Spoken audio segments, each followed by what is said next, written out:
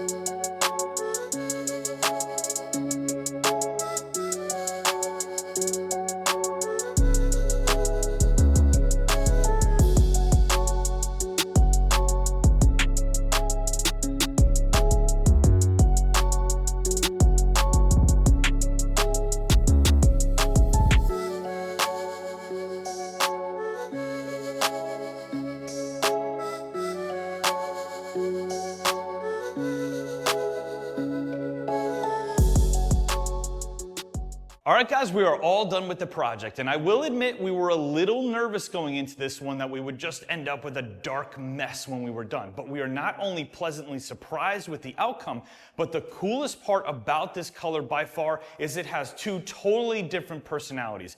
In the direct sun, it's got this intense flare going on, and in the overcast, it is just this dark, menacing color. I will try really hard to show you both looks at the end here. We're going to take it outside. You know what to do. Take a good look at it. Leave a comment below, rate it for us 1 through 5. Let us know if you love it or if you don't. And if you want to change the color of your emblems, your wheels, or your whole car, head straight to DipYourCar.com. We've got a ton of kits, a ton of colors, and they are all do-it-yourself friendly. Gabe and I had a lot of fun in this video. I hope you enjoyed watching it. We'll see you on the next one.